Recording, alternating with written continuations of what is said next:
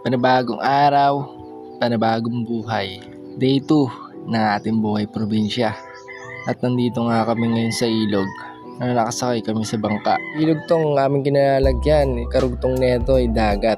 Pupunta nga kami sa kabilang isla para pumunta doon sa bahay na aming lolang na mayapa na. Sa edad na 80 years old, sama ko nga ang papa at ng tito papunta sa kabilang isla. At naiwan nga ang aking kapatid at mga pinsan dun sa kabila dahil hindi kami kasya sa sinasakyan namin bangka.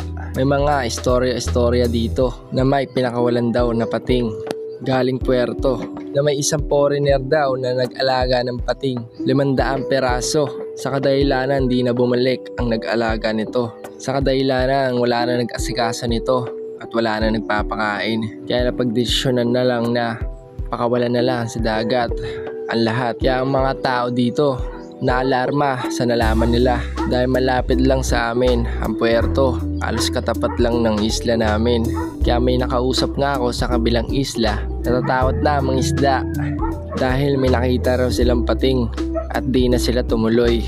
Pero base sa aking naobserbahan, wala pa naman nabalitaan na nahuling pating sa aming lugar. At may istorya pa dito na may 4 na diver na mga foreigner na may isang kinagat daw na pating naputo lang kamay. Sa mga nalalaman kong istorya dito, nakakaramdam ako ng takot sa gitna na aming biyahe na baka may magpangita sa amin na pating. Awa naman ng Diyos, wala naman. Pero hindi mawawala ang takot at kaba dahil sa istorya na aking narinig. At nandito na nga ang aking kapatid at mga pinsan. Magkakasama na kami. At ito na, naglalakad na kami patungo sa aming bahay na pupuntahan. Malayo-layo rin na aming nalakad simula sa aming bangkang sinasakyan patungo sa aming pupuntahan. At sabi nga ng kapatid ko, gamitin ko raw yung iPhone 11 niya at mag 0.5 para makuhaan kami lahat. Kaso malabo talaga pag pinasa o sinenda lang sa'yo kapag galing iPhone. Kaya pasensya sa mga manonood kung medyo malabo ang inyong mapanood. May tayo, walang tao, may multo. Tayo itong atin lakarin na ito. Vlogger!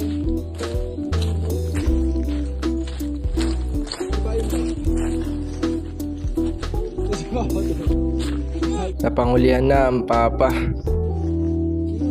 Dudugtong ka rin sa iyo eh. Ha? Ay pilay. Pilay ang lakad, huwag mo na.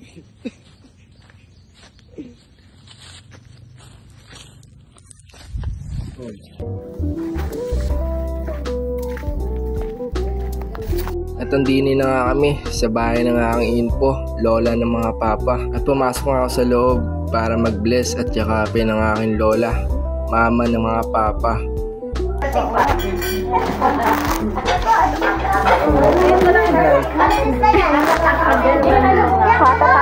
Sumandok na kayo.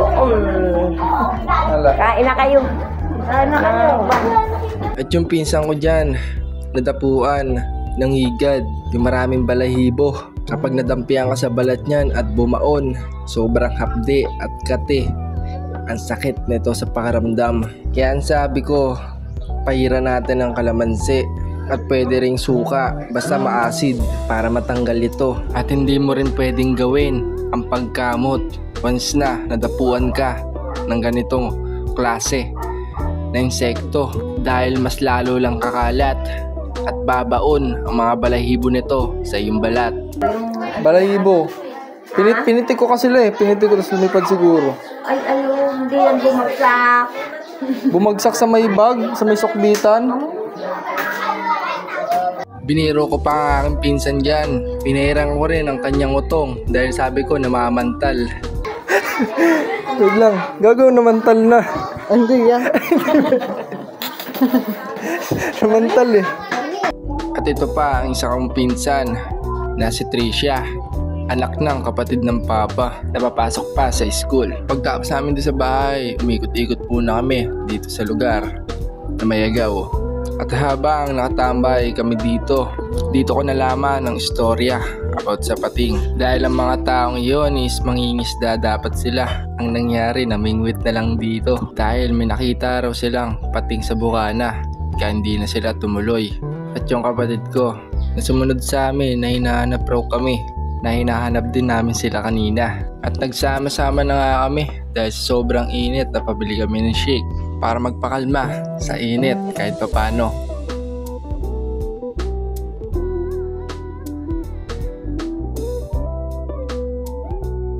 Kinahaponan nga niya, natulog muna kami para makapagpalipas ng oras. Kagising namin, Gar. Let's go. Empty na. Bert. Albert, sarap lang aso, no? At biniro nga namin, jowa ng aming pinsan, na kunyari aso raw yung ulam na kinakain namin. Pero pabo yun, hindi aso. Sarap ng aso, Gar. Let's go. At kakain muna ako, guys. At pagtapos nga namin kumain, bumalik kami sa spot na aming tinatambayan.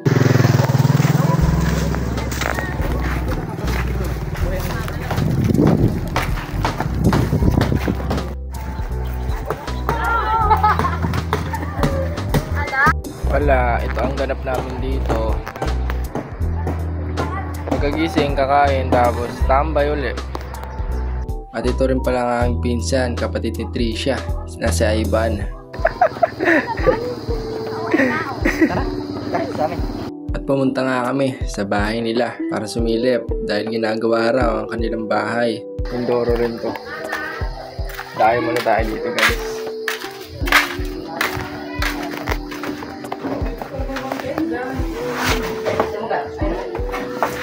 Ginagawa yung bahay nila dito, yo.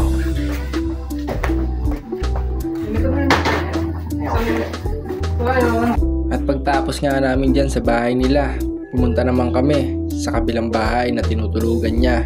Doon naman sa may bodega, punong-puno ng bangka na pangarera. Takas dito, karo. Pagawa ng ano. Ano yung pangarera yan? Pangarera yan, mga bangka na yan, hindi. Pangarera? Ano tao nga eh. Huwag mong angas. Pangarera. Yan, tayo kagad. Ay, dito ka natutulog mismo? Oo. At tumambay muna kami din eh, para mag-chill at mag-banding na magpipinsan. Nagulat nga ako sa akin nakita. May ukayan ang pinsan dito sa bahay nila. Ang pinsan ko dito, may sariling ukay-ukay. Oh. Ito tamang sound dito. Ako tamang kabilang dito. Tamang kabilang dito. Sa mga oras na yan, aalis pala kami. Pupunta kami sa Bako dahil may banda daw na magaganap doon. Guys, pupunta kami. Papadala daw. Anong meron doon? Ano, concert? Tapos mababae ngayon. Oo, mababae kami. Sige, abangan nyo na lang. Takpa na natin yan. At nakasakay na nga pala kami sa tricycle papuntang Bako. Nakaupo kami sa ibabaw ng tricycle. At bago matapos ang aming istorya, papahayag sa inyo, may babahagi din ng aking pinsan. Huwag mo kakalimutan ng Panginoon dahil ang Panginoon lagi nandyan para suportahan ka. Mismo. Magtiwala ka lang. Ngani. Tiwala ka ngani. Nandito na lang muna ang aming istorya. Abangan ang susunod na magaganap. Part 3, Buhay Probinsya.